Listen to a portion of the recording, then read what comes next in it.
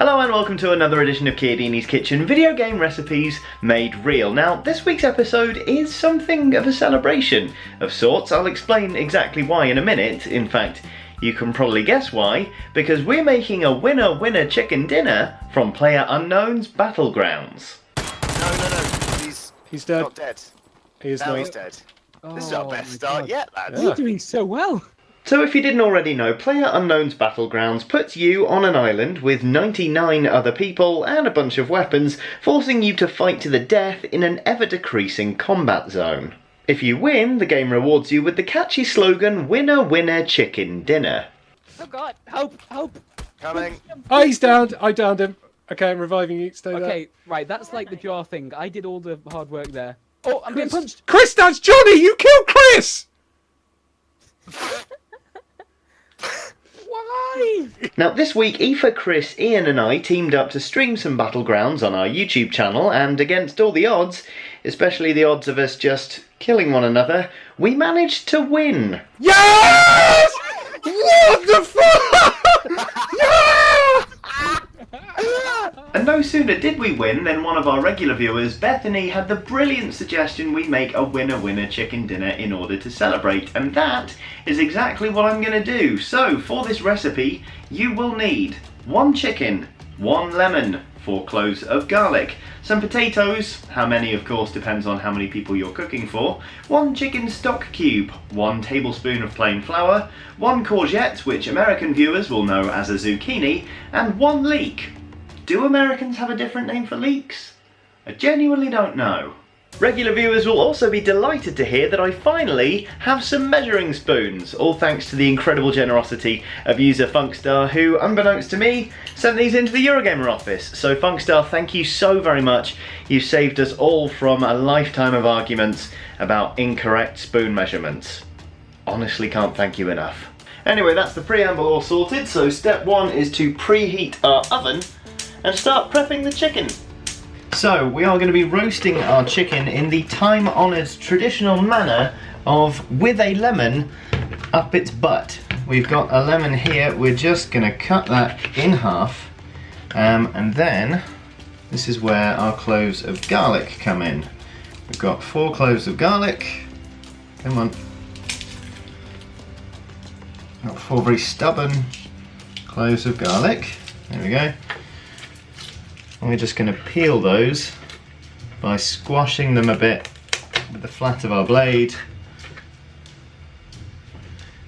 cutting the sort of stalky end off and pulling the skin out.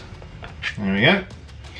Now we're just going to take the lemon, very carefully sort of make a bit of an incision there and sort of stick in a clove of garlic. Let's do another one here, kind of broaden it a bit with the blade, stick that in there, and then just repeat the process.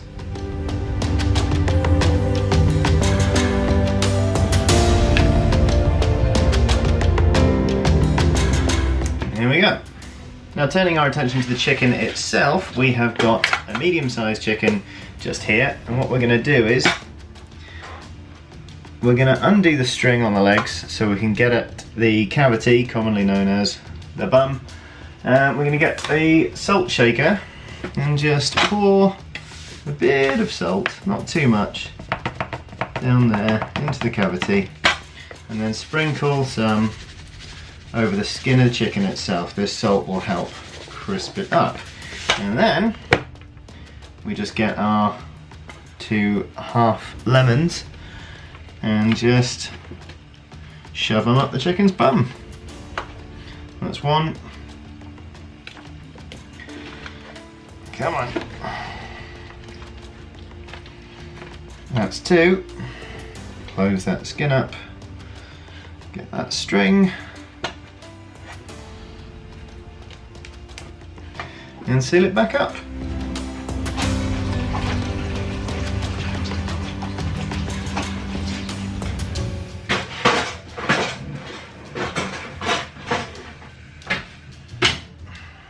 Now this particular chicken's going to sit in the oven for 90 minutes at gas mark 5, but of course the exact cooking time will vary based on the oven you're using and the weight of the bird. So do look at the instructions or Google it if you're not sure, because really you don't want to undercook a chicken. Anyway, the rest of the stuff I need to make for this recipe doesn't actually take all that long, so I'm going to just sod off for 45 minutes and see what I can loot from the surrounding houses.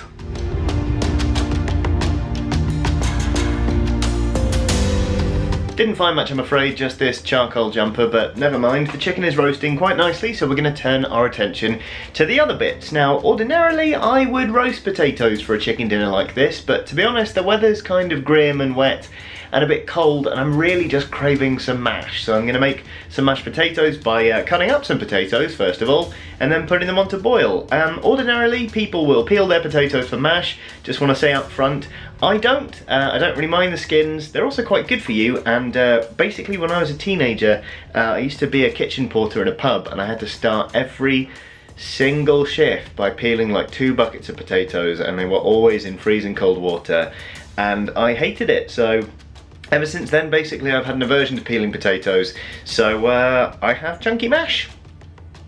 That was vaguely interesting.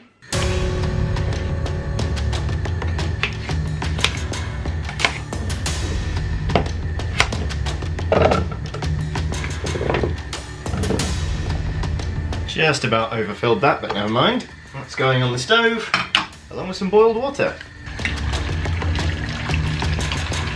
Now with the potatoes on the boil, we can turn to our veg. As I said before, I have a courgette or a zucchini and a leek or a leek. And I'm going to cut them up very finely and then just fry them in a little bit of butter, which makes them all sort of like soft and creamy, and it's a very comforting vegetable dish, but it's also kind of summery-ish, I think.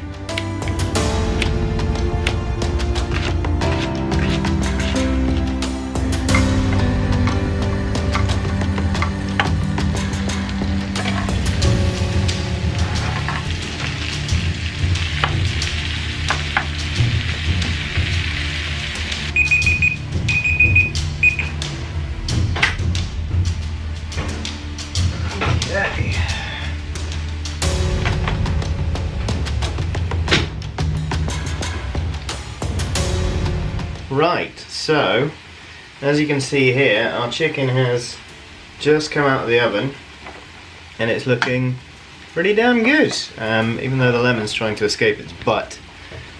Not sure how well you can see that. There it is. Anyway, we need to leave this to rest for about 10 to 15 minutes, which is good because the potatoes need to catch up. I probably started cooking those a little bit too late. But while we're waiting for the potatoes to cook through, we can make a start on the gravy. So what I'm gonna do here, bit of a delicate operation, let's get this little saucepan and just pour the juices. Like I said, delicate operation. The juices from the roasting tin just go in there. And that's gonna go on the stove. And I'll explain what happens next in a brand new camera angle.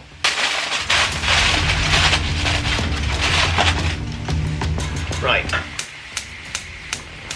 So what we're going to do is we're going to get some heat under these cooking juices, and then we're going to take our measuring spoon and add in a tablespoon of plain flour. Then we're going to start stirring that with a wooden spoon until it forms a paste. You can see that kind of starting to go just here. Sorry, a little bit chaotic this episode, but I am cooking lots of different things all at once. Anyway, here we go. It's starting to turn into a bit of a paste. So what we're going to do next is add in hot water from the kettle, and we're just going to crumble in a chicken stock cube and just keep heating this until it simmers down into some nice thick chicken gravy. We'll probably throw some seasonings in there as well, let's be honest. So hopefully you can see our gravy is really thickening up nicely now. It's just bubbling away there on the stove. I've taken the heat off under the vegetables. As you can see, they've all kind of softened and come together to form this sort of translucent, creamy goodness, which believe me, tastes very buttery. And our potatoes are just about done. So turning our attention to said potatoes, I'm going to strain those now, and then we're going to mash them into mashed potatoes. Really not very good at talking on my feet, apparently, when there's a lot to be cooking. But never mind, I'm going to kill the heat on the potatoes and strain them. Right then, mashed potatoes, all very simple. Step one, good sized knob of butter. I'll probably put a bit more than that in actually. Step two is a decent splash of milk. Don't go nuts because you can always add more later, but it's quite hard to take it out once you've tried to mash it and you've made really runny mash. Then we need some salt and pepper and the all important potato masher. And you just get in there. This pan is really quite full, whoopsie. And you mash them up. You can do this with a fork obviously if you don't have a masher, but in a kitchen rarity, I do have one. Alright, and there, friends, are all the component parts we need to assemble a winner chicken dinner. There is the obligatory chicken, we've got mash, chicken gravy, and then courgettes and leeks cooked nicely in some butter. So I'm going to plate this up now, and then we get to see what it tastes like. Spoilers, it's going to taste like victory.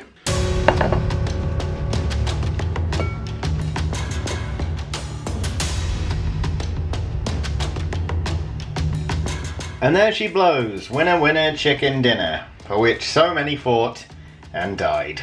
Now for the moment of glorious chickeny truth. That is a bigger mouthful than I planned on having, to be honest.